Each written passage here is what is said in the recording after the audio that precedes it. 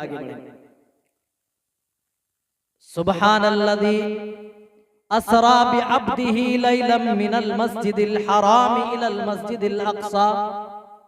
बाबरकत है वो जो अपने बंदे मोहम्मद सल्लल्लाहु अलैहि वसल्लम को रातों रात लेकर के गई। कहां लेकर के गई? कहां से लेकर के गई? मिनल मस्जिदिल हराम, मस्जिद हराम से, खाने काबा से, इलल मस्जिदिल अक़सा, मस्जिद अक़सा तक लेकर के गई। खाने काबा तो समझ में आता है, हमारा किबला, लेकिन मस्जिद अक़सा का जिक्र क्यों किया जा रहा है? अल्लाह ताला मस्जिद अक़सा के जिक्र से ये मुसलमानों को बता रहा है और पूरी दुनिया के लोगों को ये पैगाम दे रहा है, मस्जिद अक़सा की जो जगह है, मस्जिद अक़सा वाली जो सरजमीन है वो अंबिया की सरजमीन रही है, लिहाजा मस्जिद अक़सा के असल वारिस मुसलमान अब से होंगे। इसीलिए रसूल सल्लल्लाहु अलैहि वसल्लम को जब मेराज कराई गई तो डायरेक्ट मस्जिद हराम से नहीं ऊपर ले जाया गया, बल्कि अल्लाह ताला फरमा रहा है सुब्हानल्लज़ी असरा बिअब्दिही लैलन मिनल मस्जिदिल हराम। बाबरकत वाली जात है वो जो रातों रात अपने बंदे मोहम्मद सल्लल्लाहु अलैहि वसल्लम को मस्जिद हराम से मस्जिद अक़सा लेकर के गई। बारकना हौलहू, जिसके इर्द गिर्द हमने बरकतें दे रखी, लिनुरियहू मिन आयातिना, और इस सफर पर हमने अपने नबी को इसलिए बुलाया ताकि हम अपनी निशानियां दिखा सकें। अपनी निशानियां दिखाने के लिए अल्लाह ताला ने रसूलुल्लाह सल्लल्लाहु अलैहि वसल्लम को मेराज कराई। थोड़ा बैकग्राउंड देख लेते हैं कि मेराज किन हालतों में रसूल पाक सल्लल्लाहु अलैहि वसल्लम को कराई गई। ओ लोगों, आपको बखूबी मालूम होगा हजरत खदीजतुल कुबरा का रसूल सल्लल्लाहु अलैहि वसल्लम की जिंदगी में क्या मकाम था। सबसे पहले वही नाजिल होती है 5 आयतें। आज मस्जिद में पढ़ने वाले आपके बच्चों को भी ये आयतें याद होंगी। सूरह अलक की इब्तिदाई 5 आयतें नाजिल हुई। इक़रा बिस्मि रब्बिकल लज़ी खलक़, खलक़ल इंसाना मिन अलक़, इक़रा व रब्बुकल अकरम, अल्लज़ी अल्लम बिल क़लम, अल्लमल इंसाना मा लम यअलम। वही की इब्तिदा हो रही है। पहले रसूल सल्लल्लाहु अलैहि वसल्लम को अल्लाह की तरफ से पैगाम दिया जा रहा है, हुक्म नाजिल किया जा रहा है, पढ़ने का हुक्म दिया जा रहा है। आपके ऊपर नबूवत की जो जिम्मेदारी डाली गई, उस जिम्मेदारी को आप बोझल महसूस कर रहे थे, और इतनी बोझल महसूस कर रहे थे, डरते डरते, कांपते कांपते, जिब्राइल की हैबत ने मेरे नबी को खौफजदा कर दिया। आए, दौड़े भागे आए, हजरत खदीजतुल कुबरा के पास आए। हदीस की किताबें गवाह हैं, सीरत की किताबें गवाह हैं। आप कहने लगे ज़म्मिलूनी, ऐ खदीजा मुझे चादर उड़ा दो, मुझे चादर चाहिए, मुझे चादर चाहिए। वो खदीजतुल कुबरा, वो लोगों याद तो करो, उस बीवी ने नबी का किस कदर साथ दिया, खुद उड़ाया। और अल्लाह के रसूल कह रहे थे, या आयशा मुझे लगता है अल्लाह ताला ने जो जिम्मेदारी मेरे कंधों पर डाली है, उन जिम्मेदारियों को मैं अदा ना कर सकूं, उन जिम्मेदारियों को बोझल महसूस कर रहा हूं, मैं अपने कंधे पर उठा ना सकूं। ए आयशा इन्नी कद खशीतु अला नफ्सी, मुझे डर है कि कहीं मैं हलाक न कर दिया जाऊं। कौन था मेरे भाइयों जो नबी को दिलासा दे रहा था? वही आपकी पहली बीवी, आपकी सबसे बड़ी बीवी, आपकी चहेती बीवी खदीजतुल कुबरा थी। कहने लगी कल्ला वल्लाहि ला युखज़ीकल्लाहु अबदा, ऐ मेरे सरताज, अल्लाह ताला कभी भी आपको हलाक नहीं होने देगा। आप तो गरीबों के मावा हैं, यतीमों के मलजा हैं, आप तो दूसरों के दुख दर्द में काम आते हैं, आप तो यतीमों का सहारा है। ऐ अल्लाह के रसूल, आप परेशान हाल लोगों की परेशानियां दूर करते हैं। अल्लाह की कसम, अल्लाह ताला आपको हलाक बर्बाद नहीं होने देगा। जब एक बीवी अपने शौहर को डट करके सपोर्ट करे तो शौहर को कहीं ना कहीं बड़ी हिम्मत आ जाती है। नेक बीवी जब अपने शौहर को सपोर्ट करती है तो उससे बढ़कर कोई ताकत सामने नजर नहीं आती। जब भी मक्के वाले आपको परेशान करते, जख्म देते, खदीजतुल कुबरा आपको दिलासा दिया करती थी। इसीलिए आप जिंदगी भर खदीजतुल कुबरा को नहीं भूले। और खदीजतुल कुबरा जब दुनिया से चली गई, जब वफात पा गई, मेरे रसूल तब भी अपनी खदीजतुल कुबरा को याद करते रहे, कभी नहीं भूले। और हजरत खदीजतुल कुबरा की ये शान है, ये उनका मकाम है। जब तक खदीजतुल कुबरा दुनिया में जिंदा रही, अल्लाह के रसूल सल्लल्लाहु अलैहि वसल्लम ने दूसरा निकाह नहीं किया। खदीजा के इंतकाल के बाद भी आप चर्चा क्या करते थे, आप उनकी तारीफें बयान क्या करते थे। हत्ता कि जब जानवर ज़िबा करते थे तो सबसे पहले खदीजा की सहेलियों में तकसीम करने का हुक्म देते थे। अम्मा आयशा बयान करती है कि मैं कभी कभार कह दिया करती थी, अल्लाह के रसूल ऐसा लगता है दुनिया में कोई और औरत ही नहीं है खदीजा के सिवा, आप क्या उस बूढ़ी औरत को बार बार याद करते। अल्लाह के रसूल फिर जज्बात में आ जाते और खदीजा की खूबियां बयान करने लग जाते थे और कहते थे, आयशा तुम्हें नहीं मालूम खदीजा का क्या रोल रहा है मेरी जिंदगी में। जब मक्के वाले अल्लाह की तौहीद को पहुंचाने के एवज मुझे मारा करते थे, जब मक्के वाले पत्थरों की बरसात करते थे, मुझे जख्म दिया करते थे, तो खदीजतुल कुबरा ही थी जो मेरे जख्मों पर मरहम पट्टी किया करती थी। जब सारी दुनिया के लोग मेरी तकजीब कर रहे थे तो यही खदीजा थी जो मेरी तस्दीक कर रही थी। सारी दुनिया के लोगों ने जब मेरा इनकार किया तो अकेले ही खदीजतुल कुबरा ने मेरा सपोर्ट किया। और मेरे भाइयों जानते हो, मेराज का वाकया आने से पहले ही पहले अल्लाह के रसूल की जिंदगी से खदीजतुल कुबरा दागे मुफारिकत देकर चली जाती है, इंतकाल हो जाती है और दुनिया छोड़कर चली जाती है। खदीजा का इंतकाल हुआ जो आपका एक सहारा थी। फिर आपका चचा गर्चे ईमान नहीं लाया, लेकिन अबू तालिब के जिंदा होने से मक्के वालों को हिम्मत नहीं होती थी कि सामने से दुश्मनियां निकाल सके। अबू तालिब सामने खड़े हो जाते थे।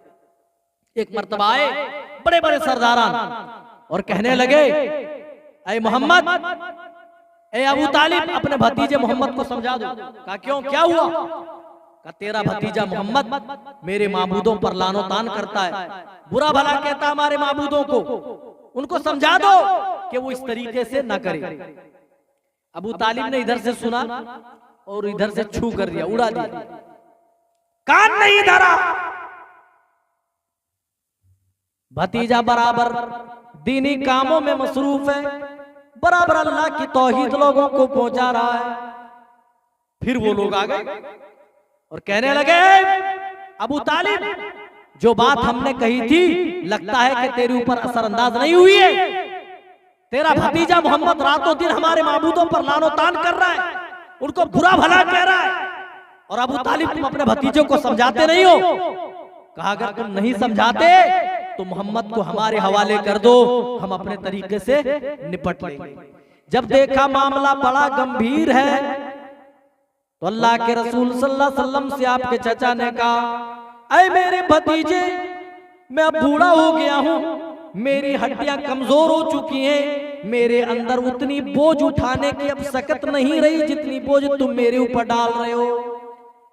मेरे नबी समझ गए, बड़े समझदार थे, समझ गए कि मेरे चाचा ये समझते हैं कि मैं चाचा के बलबूते पर, चाचा की ताकत के ऊपर ही मैं अल्लाह का दीन लोगों को सुना रहा हूँ, मैं अल्लाह की तौहीद लोगों को सुनाता हूँ, लोगों को एक अल्लाह की तरफ बुलाता हूँ। चाचा ये समझते हैं मैं चाचा की ताकत के बलबूते पर ऐसा कर रहा हूँ। ऐ मेरे चाचा, अगर आप ऐसा समझते हैं तो आपकी गलतफहमी है, आप गलतफहमी के शिकार हो चुके हैं। आप मुझे अल्लाह के दीन की तबलीग से क्या रुकने की बात करते हैं? ऐ मेरे चचा, ये मक्का वाले मेरे एक हाथ में सूरज रख दें और दूसरे हाथ में चांद भी रख दें और मुझसे कहें कि अल्लाह की दीन की तबलीग से बाज आ जाओ, अल्लाह की तौहीद फैलाने से बाज आ जाओ। ऐ मेरे चचा सुन लो, या तो मैं लड़ता लड़ता इसी तौहीद की खातिर, अल्लाह के दीन की खातिर इसी रास्ते में शहीद कर दिया जाऊंगा, या फिर मैं इसी रास्ते में लड़ते लड़ते अल्लाह ताला मेरे यहाँ तो फतह नुसरत अता कर देगा। और दुनिया ने देखा, अभी चंद लोग थे जब आपकी इक्तिदा में नमाज पढ़ रहे थे, दारे अरकम में छुप छुप करके नमाज पढ़ा करते थे, अबू बकर, उमर और चंद साहबा। लेकिन वो दौर भी आया जब आप हज्जतुल विदा फरमा रहे थे। हदीस की किताबें गवाह है कि आपके पीछे आपकी इक्तिदा में नमाज पढ़ने की वालों की तादाद 1.25 लाख थी। 1.25 लाख सहाबा कराम से आप हज्जतुल वदा के मौके पर खिताब कर रहे थे। वो दिन था जब गिने चुने लोग आपकी इक्तिदा में नमाज पढ़ते थे, लेकिन नबी की इस दावत पर अल्लाह ने इस कदर बरकत दी कि 1.25 लाख का मजमा आपका खिताब एक साथ सुन रहा था। अंदाजा लगा। जो अबू तालिब आपकी जिंदगी में एक सपोर्ट की हैसियत रखता था, वो अबू तालिब भी ईमान लाए बगैर दुनिया से चला गया। आप फिर भी अपनी दावती कामों में मसरूफ रहे।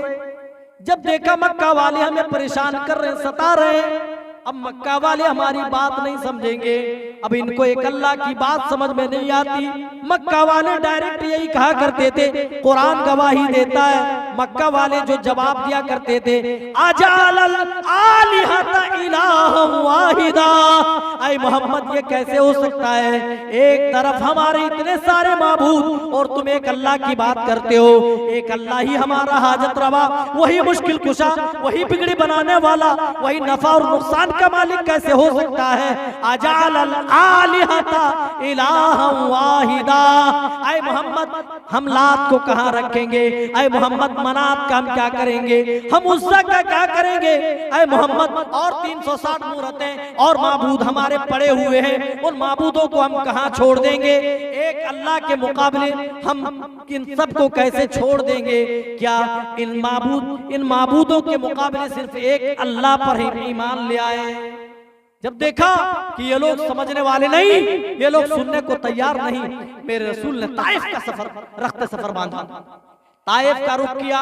ओ लोगों, इतना लंबा सफर है, इतना लंबा सफर। उस जमाने में घोड़े, गधे, खच्चर और ऊंटों की सवारी हुआ करती थी। उस जमाने में फ्लाइटें नहीं चला करती थी, ट्रेनें नहीं चलती थी, बसें नहीं चलती थी। उस जमाने में जानवरों के जरिए से सवारी की जाती थी, जानवरों के जरिए से।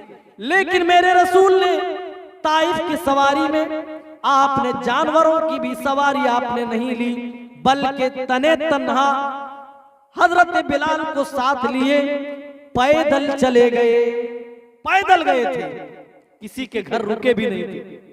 आप जो अपने साथ खाना लेकर के गए थे ना, वही खाए और 8 दिन तक मुसलसल ताइफ वालों को समझाते रहे। हर कबीले में जाते उनके सरदारों को दावत देते। जब बड़े बड़े सरदारों ने मेरे नबी की दावत को रिजेक्ट कर दिया, कहा मोहम्मद ये क्या बात हुई, अल्लाह ताला ने तुझे ही नबी बना दिया। अल्लाह को अगर नबी बनाना था तो हमको नहीं बनाकर तुम्हें कैसे नबी बना दिया। क्या कहा, हम पैसे वाले हैं, हम मालदार हैं, हम दौलतमंद हैं, अल्लाह को अगर नबी बनाना होता तो हम जैसे सरदारों को बनाता ना, तुमको कैसे बनाया। ये बात हजम नहीं होती। रसूल का मजाक उड़ाया।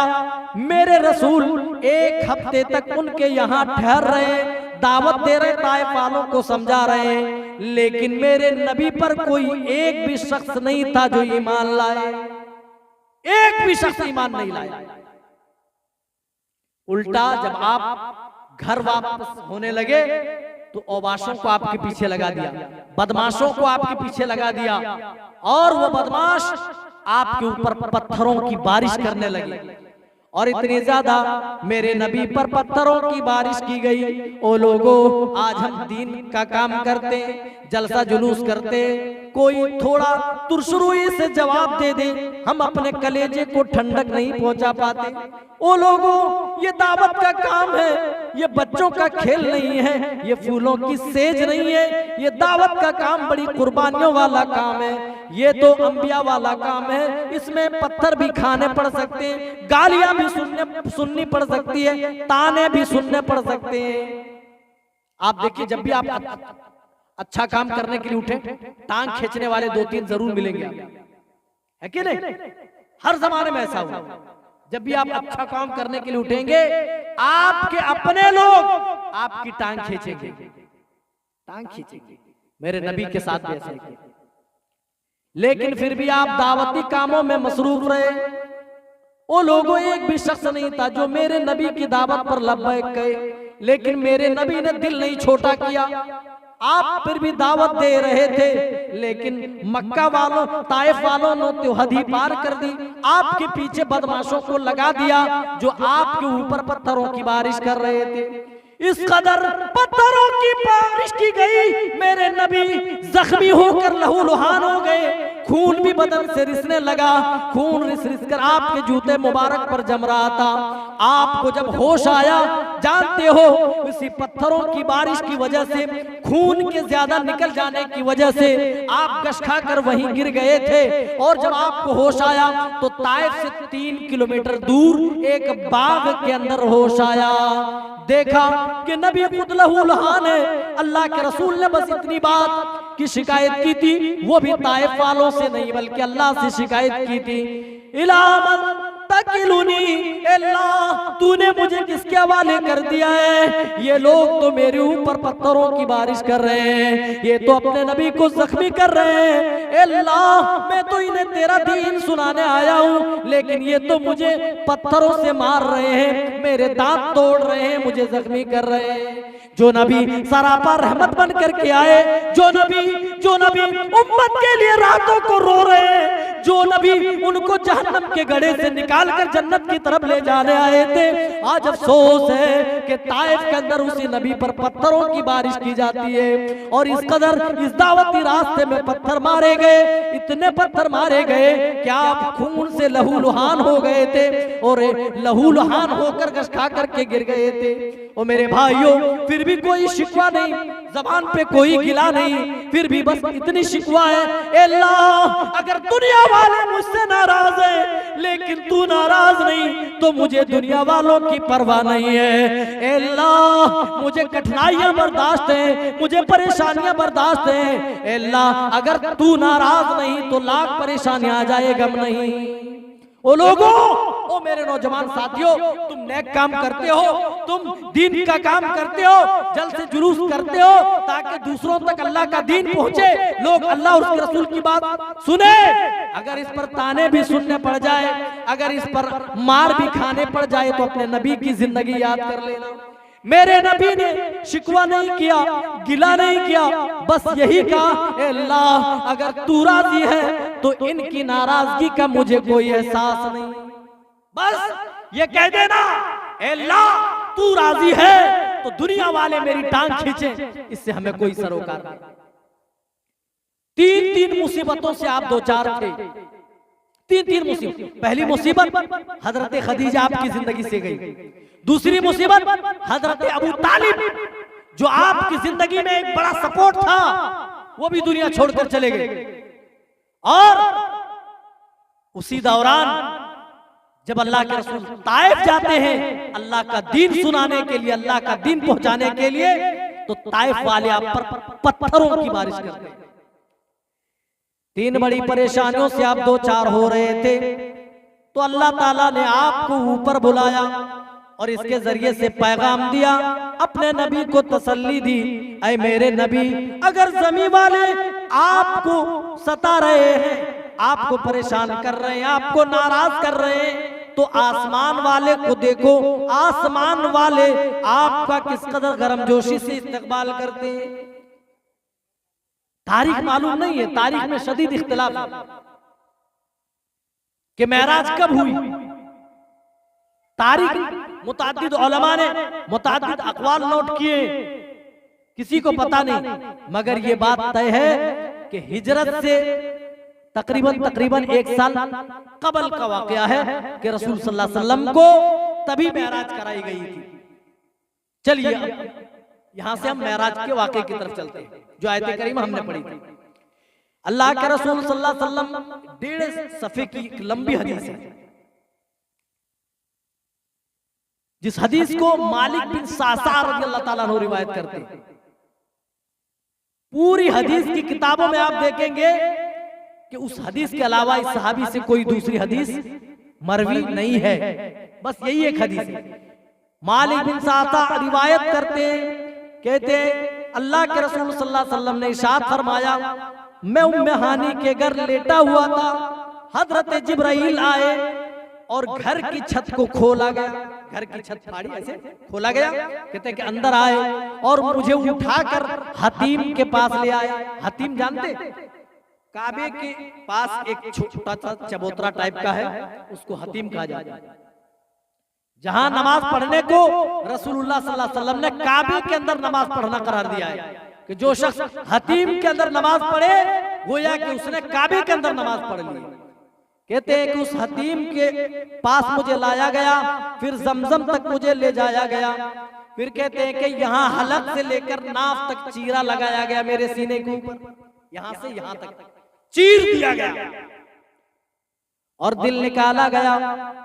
और फिर कहते हैं कि दिल निकाल कर जमजम के पानी से धोया गया, फिर फिट कर दिया गया, जैसा था बिल्कुल वैसा कर दिया, जैसा था वैसा कर दिया गया जमजम के पानी से धुल करके।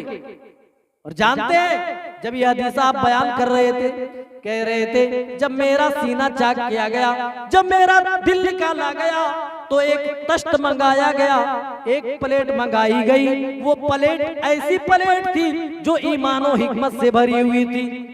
वो लोगों ईमान और हिकमत से भरी प्लेट कहते लाई गई और मेरे दिल को उसी प्लेट के ऊपर रख करके धोया गया।